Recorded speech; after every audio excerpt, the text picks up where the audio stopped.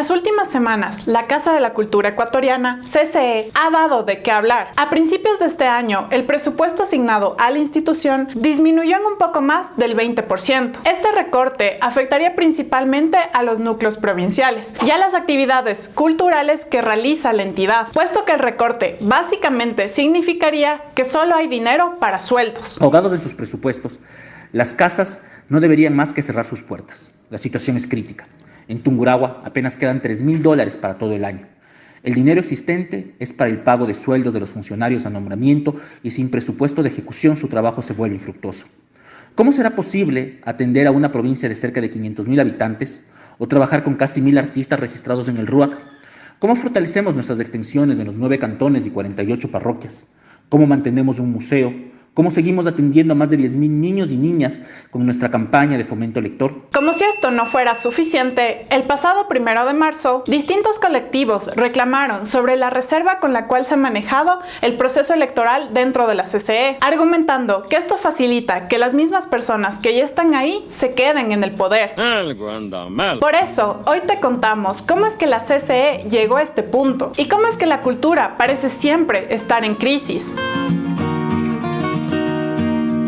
¿Me creerías si te dijera que el inicio de la Casa de la Cultura estuvo marcado por una guerra y una revolución? Pues así es. La formación de la CCE se vio marcada por el conflicto territorial con el Perú en 1941, en la que Ecuador perdió aproximadamente la mitad de su territorio, y también por el levantamiento popular denominado La Gloriosa en 1944, mediante la cual se destituyó de la presidencia a Carlos Arroyo del Río. La creación de la Casa de la Cultura Ecuatoriana en 1944 tomaría del proyecto del Instituto Cultural Ecuatoriano propuesto por el ya destituido Arroyo del Río. Así, la CCE nació como un intento de alzar los ánimos nacionales tras la Guerra del 41. Por eso, Benjamín Carrión, fundador y primer presidente de la institución, mencionaría la ya conocida frase: si no podemos ni debemos ser una potencia política, económica, diplomática y menos, mucho menos, militar, seamos una gran potencia de la cultura, porque para eso nos autoriza y nos alienta nuestra historia.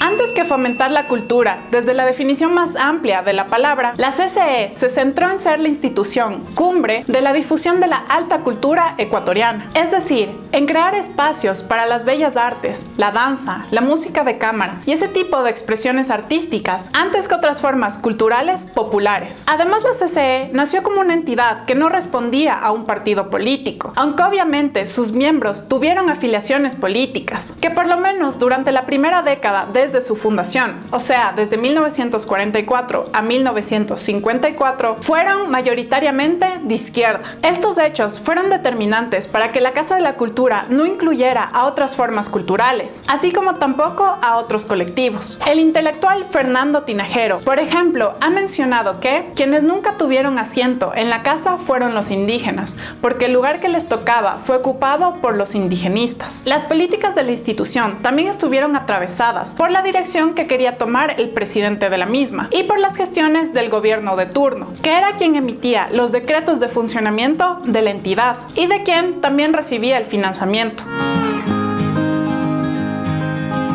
El periodo de 1963 a 1966 presentó varias sacudidas para la Casa de la Cultura Ecuatoriana. En 1963, tras el golpe militar perpetuado por Ramón Castro Gijón, se intervino la entidad, se expulsó a Benjamín Carrión de la presidencia y se colocó en su lugar a Jaime Chávez Granja. En el reformado directorio también constó Plutarco Naranjo como vicepresidente y Rodrigo Borja como secretario, quien a finales de los 80 pasaría a ser presidente del Ecuador. Las acciones de la Junta Militar reflejan su disgusto con la directiva del momento y especialmente con Carrión, que incluso fue expulsado del país durante este periodo. La enemistad demostrada entre el gobierno y la CCE bajo el mando del intelectual Lojano quizás se debió a la afiliación a la izquierda de este último y el potencial riesgo que esto supondría para las relaciones entre la Junta Militar y Estados Unidos, porque recordemos que estábamos en tiempos de Guerra Fría y al gobierno dictatorial ecuatoriano no le convenía enemistarse con la potencia norteamericana. La tercera ocurrió cuando fue derrocado Carlos Julio Arosemena Monroy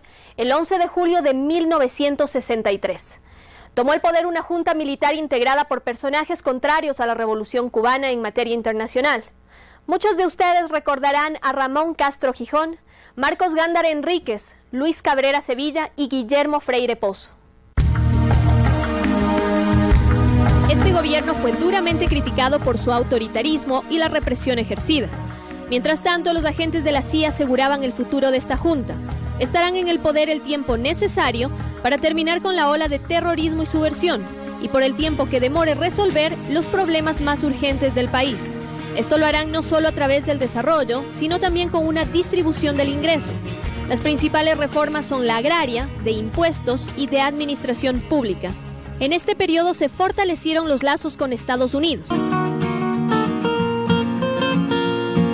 Ya desde la segunda mitad de los años 50 existieron críticas acerca de cómo la institución había manejado el tema de la cultura. Sin embargo, no sería hasta la década siguiente en la que los disgustos hacia la CCE se mostraran fuertemente. Según Edwin Ulloa, durante los años 60 la desaprobación a la casa continuó por colectivos como la Asociación de Escritores y Artistas Jóvenes del Ecuador, conjunto que fue parte de la toma de la institución en 1966, meses después de la caída de la Junta Militar, para reclamar un manejo diferente de la misma y su autonomía del gobierno autoritario. Otra de las agrupaciones que buscó cambios en la CCE fue el Movimiento por la Renovación de la Cultura, integrado entre otros por el mismo Fernando Tinajero, y que colaboró para que se aprobara una ley que estableció la completa autonomía de la Casa de la Cultura y que restituyó a la presidencia a Carrión. Finalmente, la agrupación literaria de los Sánsicos en la década de 1960, conformada por intelectuales y escritores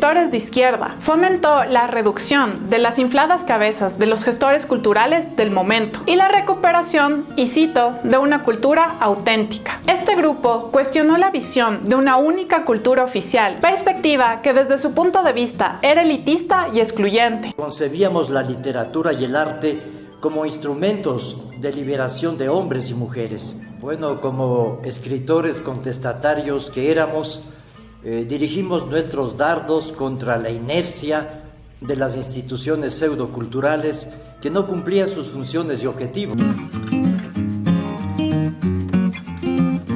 En varios momentos de su historia, la CCE no pudo aceptar varios proyectos o tuvo que posponer eventos gracias a la falta de recursos económicos. En 1953, la segunda exposición de artes manuales y populares tuvo que ser aplazada al año siguiente, ya que la institución estaba construyendo el nuevo edificio para el Archivo Nacional. Y en 1964, la CCE estaba pasando por una crisis tan aguda que en los documentos de ese año, en varias ocasiones, se muestra que la institución se negó a dar ayudas como becas o a comprar obras artísticas. También puso freno a la impresión de libros y revistas. Asimismo, no publicó gratuitamente varios escritos y más bien pedía que su autor pagara por la impresión y que colabore con el papel. La Casa de la Cultura ecuatoriana nació con el sueño de avivar la cultura del país y embarcar a la nación en el desarrollo, pero este plan se cerró en una visión oficial del significado de cultura, que además respondió a ideales gubernamentales de turno y por eso tuvo sus críticos. Los momentos de crisis de la CCE no son de hoy, sino que viene de décadas atrás, cuando ya se utilizaba a la cultura suciamente para intereses políticos y de grupos cerrados. Así que hoy nos preguntamos, ¿hasta cuándo la cultura va a ser la última rueda del coche? ¿Y alguna vez se cumplirá el sueño de Carrión y Ecuador será una potencia cultural?